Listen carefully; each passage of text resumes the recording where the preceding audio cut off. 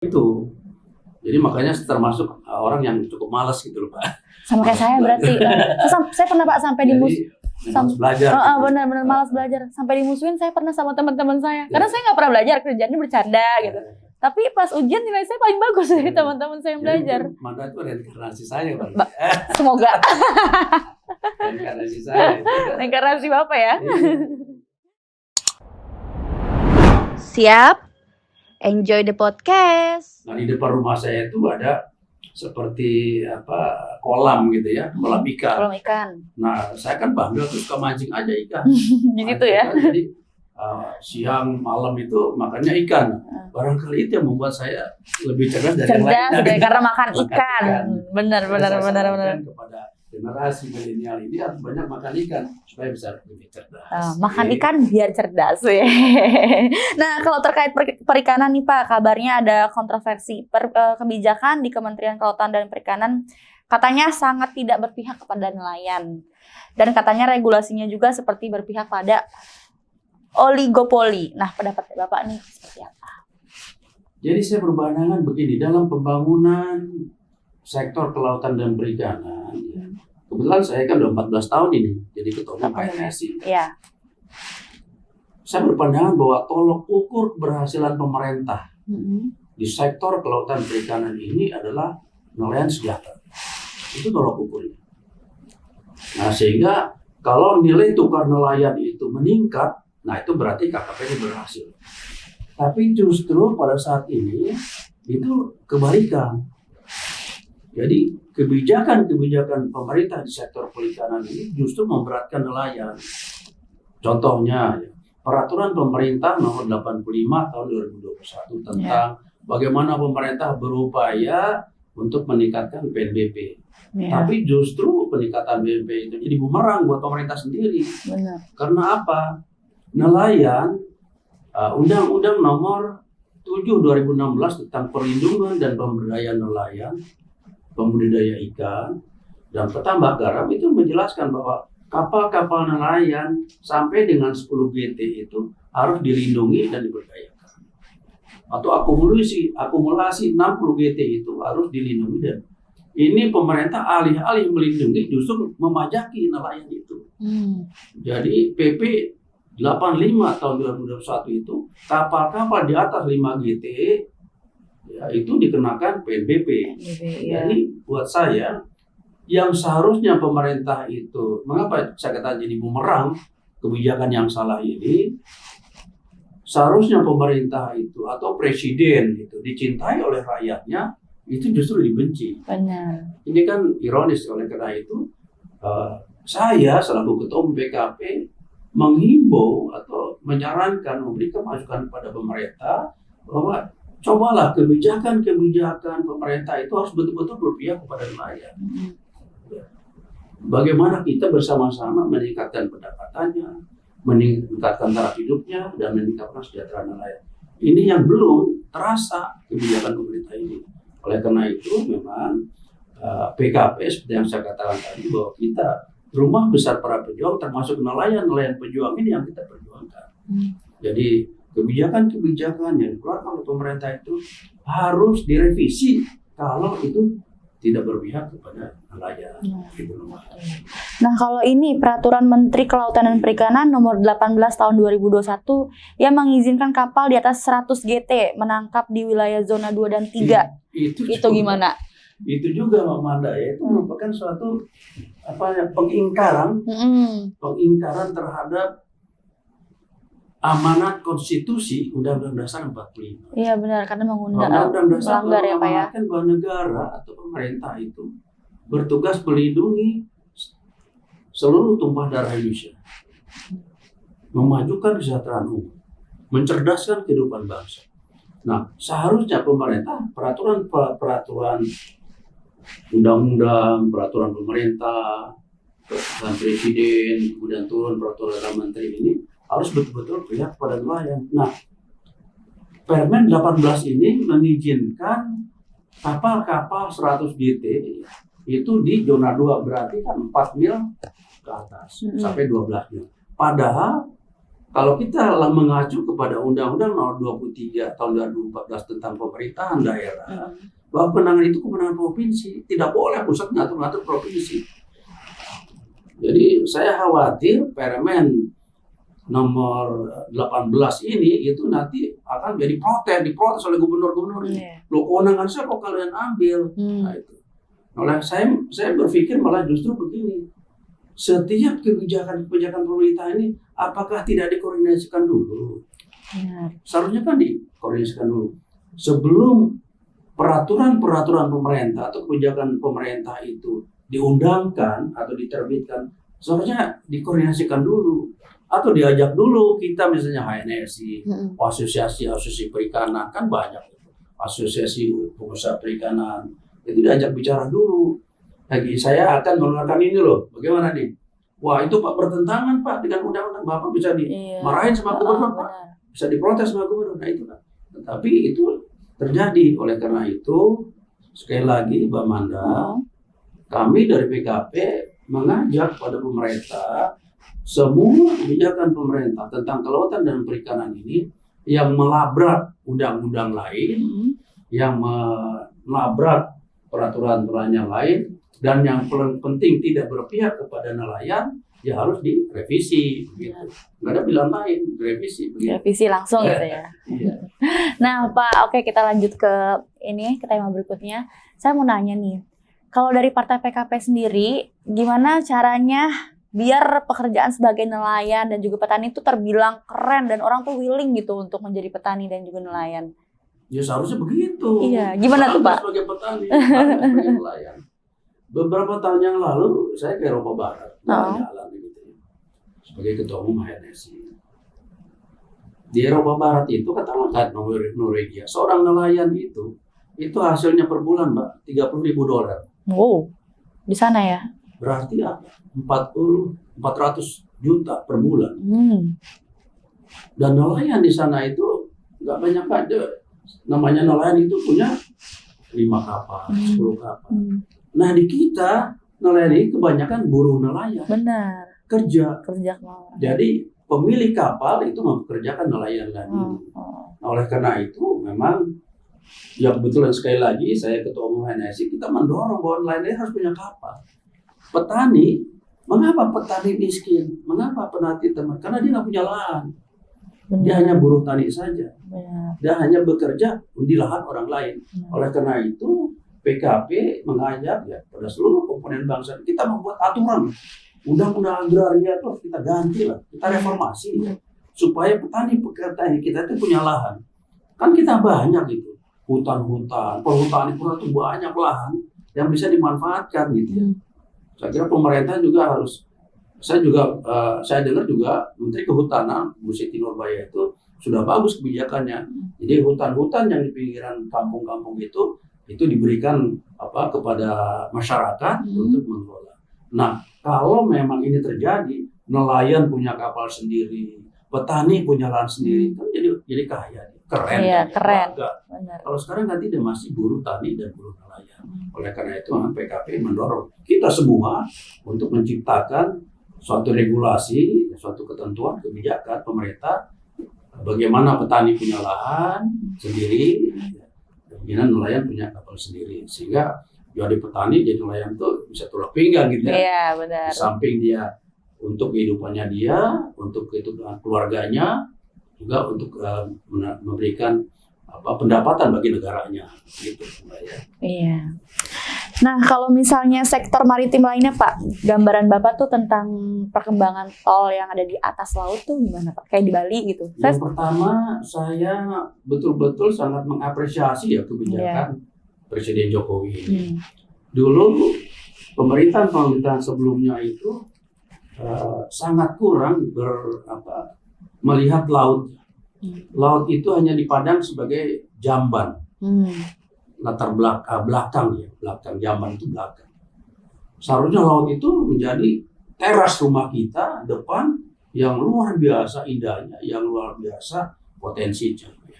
Nah, dengan pemerintahan Jokowi ini, yang adanya Menko Maritim, kemudian yang Menteri Kelautan dan Perikanan, yang settle seperti sekarang ini, seharusnya sektor maritim ini akan lebih berkembang. Potensi maritim, potensi ekonomi maritim Indonesia itu, Mbak Mada tahu nggak berapa? 1 triliun US dollar. Oh, banyak ya? 1 triliun US dollar itu artinya 14.000 triliun rupiah. Nah, anggaran APBN kita sekarang 2.000. Berarti potensi maritim itu 7 kali lipat dari APBN kita sekarang kalau dikelola dengan baik, dikelola secara profesional. Nah, apresiasi saya terhadap pemerintah sekarang Pak Jokowi ini, perhatian terhadap maritim ini besar. Contohnya tadi kan Mama tanya tol laut kan, tol laut. Tol laut itu bagus, idenya bagus, pelaksanaan bagus, tapi ada beberapa yang masih kurang. Nah, ini harus kita perbaiki. Ya. Kami dari sektor perikanan, banyak hasil perikanan di daerah-daerah tertentu, di pulau-pulau tertentu tidak terjangkau oleh tol laut. Jadi tol laut itu katakanlah dari Aceh ke Belawan, terus ke Palembang, terus ke Jawa, Jakarta, Surabaya, terus Kalimantan, Sulawesi, ke Maluku, ke Papua. Tapi cabang-cabang ke daerah-daerah yang punya potensi perikanan besar itu belum ada. Itu yang pertama. Sehingga kita minta pada pemerintah, tol laut itu juga menjangkau daerah-daerah, pulau-pulau kecil yang potensi perikanannya bagus. Yang kedua, tol laut itu belum memfasilitasi hasil perikanan. Karena tol laut belum ada cold storage-nya. Padahal kalau ikan itu di laut kan harus dipendingin. Ya, harus di ruang pendingin, cold storage namanya. Tahu ya cold storage? Cold storage itu kamar pendingin, kayak refrigerator, kayak kulkas ya. Kulkas lah, kayak enggak. Kalau milenial kan tanya kulkas lah. Nah, kalau kita ngangkut ikan harus pakai kulkas, harus dingin gitu. Namanya kapal angkut pendingin. Nah, tol laut ini hanya beberapa kapal yang punya pendingin. Padahal potensi hasil perikanan kita sekarang itu, katakanlah tahun yang lalu itu 7,5 juta ton per tahun. 7,5 juta. Dan sebagian dari ikan-ikan itu di laut yang melalui tol laut itu. Melalui kapal-kapal angkut. Nah, kalau tol lautnya aja tidak mempunyai kapal pendingin, ya maka nggak bisa. Jadi baru ikan itu kan 3-4 jam sudah busuk. Benar. Apalagi setengah hari busuk, apalagi 1 hari. Jadi begitu ditangkap langsung ke pendingin. Diangkut pakai pendingin. Sampai toko ke pendingin, sampai supermarket di pendingin. Kan begitu, supaya tidak busuk. Oleh karena itu, dalam konteks tol laut ini, kita meminta kepada pemerintah, 1, ya, jaringan tol laut diperluas. 2, semua kapal-kapal tol laut sebagian itu khusus untuk ngangkut ikan yang berpendingin, sehingga kita harapkan kapal angkut ikan berpendingin itu lebih diperbanyak, sehingga tol laut itu lebih bermanfaat lagi untuk masyarakat, khususnya untuk nelayan. Gitu, Mbak. Nah, Pak, kalau program Bapak sendiri ke depannya, Bapak mau gimana nih programnya? Apa ada nih program mau jadi presiden mungkin? Wah, ngaco itu. Buru-buru bikin presiden, jadi ketua umum partai aja itu cukup yang mengagetkan gitu ya. Mengagetkan. Tapi sebelum bicara program, saya ingin menyampaikan bahwa pada era industri 4.0 ini, apakah kita akan merancang masa depan? Karena program kan menyangkut masa depan ya. Iya, benar. Apakah kita akan merancang dan menentukan masa depan kita, atau justru kita dirancang oleh masa depan? Betul. Nah, gitu. Nah, saya lebih cenderung memilih kita merancang dan menentukan masa depan kita. Nah, kalau saya sebagai ketua umum partai, yang pertama kita akan merancang, menentukan bahwa PKP ini akan menjadi partai yang besar, kuat, dan disegani. Dan tentunya sangat bermanfaat untuk masyarakat. Itu program kita. Nah, pada jangka pendek, saya tidak berpikir ya bagaimana menjadi presiden gitu ya. Saya tidak akan berpikir ke situ. PKP ini program kita bagaimana kita lolos verifikasi pada waktu bulan Agustus yang akan datang. Dan kita lolos parliamentary threshold 4%, itu saja buat saya. Nah, setelah kita lolos di parliament threshold pada pemilu 2024 nanti, maka ketika sudah dapat kita kekuasaan di legislatif, nanti ada yang namanya pilkada serentak bulan November 2024. Nah, disitulah PKP akan berkontribusi, akan menyumbangkan kader-kader terbaiknya untuk bangsa dan negara ini, untuk menjadi bupati, untuk menjadi wali kota, untuk menjadi gubernur, gitu ya. Sehingga kekuasaan yang didapat oleh PKP melalui kader-kader yang duduk di legislatif maupun yang eksekutif ini sepenuhnya kita akan sumbangkan, kita abdikan untuk kepentingan masyarakat banyak. Itu program kita. Ya. Nah, ya kebetulan juga saya sebagai Ketua Umum HNSI juga tidak lepas dengan program PKP ini. Bagaimana kita akan memberikan bantuan dan advokasi kepada seluruh anak-anak bangsa yang termarginalkan, termasuk ya, nelayan, petani, buruh.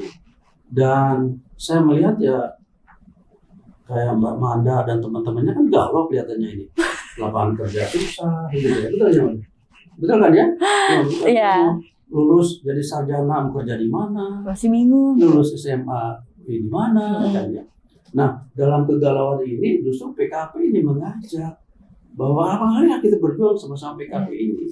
Oleh karena itu, kalau kita sudah berjuang dan tadi kita dapat kekuasaan di legislatif dan eksekutif, maka kita yang pertama kita akan memperluas lapangan kerja untuk para pemuda lulusan SMK, SMA, lulus perguruan tinggi.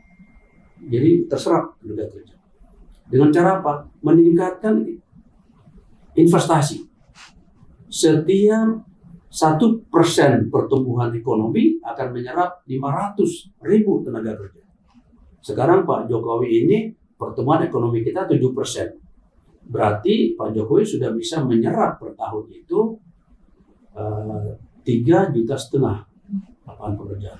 Nah, kita PKP ingin meminta pemerintah ya jangan 1 digit, kalau bisa 2 digit, 10% pertumbuhan ekonomi kita dengan banyak meningkatkan investasi.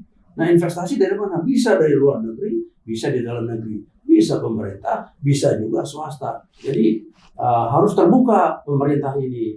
Sehingga program-program pemerintah untuk meningkatkan kesejahteraan rakyat, memperluas lapangan kerja, mendatangkan devisa, mendatangkan pajak itu akan bisa tercapai. Jadi program PKP ini bagaimana bersama-sama saling membantu, bergotong royong dengan komponen bangsa lain, membantu pemerintah pertama untuk meningkatkan investasi. Dengan investasi besar, pertumbuhan ekonomi meningkat, pertumbuhan yang meningkat, lapangan kerja bisa diperluas. Kalau lapangan kerja luas berarti pemuda-pemuda kita kaum milenial tidak galau lagi. Benar. Nah, gitu. Cari kerja udah mudah gitu ya. Ada kepastian. Benar. Dia setelah lulus pasti ada kerja. Ya udah saya harus kerja sama Bapak kalau gitu. Harus berjuang bersama. 2012 PKP. Asik. Siap. Nah, Pak, kalau mengenai partai ya, saya misal baru ingin memulai nih masuk ke dalam ranah politik. Gimana Pak saran buat saya untuk berpolitik yang baik dan benar? Tuh. Jadi begini, orang berpandangan bahwa politik itu ada sebagian masyarakat yang termasuk skeptis, pesimis bahwa politik itu kotor. Benar. Dan buat saya politik adalah suatu hal yang mulia. Kenapa? Politik sama dengan politics power, politik kekuasaan. Partai politik bagaimana mendapatkan kekuasaan. Nah, kekuasaan itu harus digunakan betul-betul sebagaimana mestinya. Saya katakan tadi, kekuasaan yang didapat baik di legislatif, ya, anggota DPRD, kabupaten kota, provinsi, pusat, di eksekutif, bupati, wali kota, gubernur, menteri, presiden. Nah, kekuasaan yang didapat eksekutif dan legislatif ini semuanya untuk kepentingan rakyat banyak. Bagaimana kita melindungi rakyat kita, bagaimana kita memberikan kesejahteraan buat rakyat kita, itu yang penting. Nah, kalau itu yang dilaksanakan, maka tidak ada lagi politik-politik itu kotor. Ya, oleh karena itu, saya meminta teman-teman, ya, kaum milenial, pemuda-pemuda, ya bergabung sama PKP ini, karena PKP ini adalah wadah perjuangan politik yang betul-betul yang menyatakan politik itu hal yang mulia. Begitu. Nah, teman-teman yang baru masuk, yang belajar politik, di kita ini politik betul-betul yang politik bermartabat. Kalau Pak SBY mengatakan politik santun, kita justru politik yang bermartabat. Politik yang punya tata cara, punya fatsun politik yang benar. Gitu. Jadi tidak ada lagi mengatakan politik yang julid gitu ya, yang julid iri hati dan sebagainya, enggak lagi. Jadi kita betul-betul akan menanamkan dan melaksanakan politik yang bermartabat. Gitu ya. Jangan julid ya. Pak, terima kasih banyak udah mau ngobrol-ngobrol sama aku dan nyempetin waktunya. Semoga kedepannya makin sukses ya Pak ya. Terima kasih. Nah, mudah-mudahan bincang-bincang ini bermanfaat. Iya pasti. Untuk kita, untuk keluarga, untuk masyarakat, bangsa dan negara. Benar. Indonesia tercinta. Ada tagline-nya apa Pak? Tadi ininya Pejuang Maju apa tadi? Ininya tagline-nya kita ngomong bareng. Tagline PKP. Oh ya, dalam rangka ulang tahun, kita kan ada PKP melaju, rakyat bersatu, Indonesia maju. Oke. Siap. Oke Pak, terima kasih banyak semuanya. Sampai ketemu di episode selanjutnya. Bye.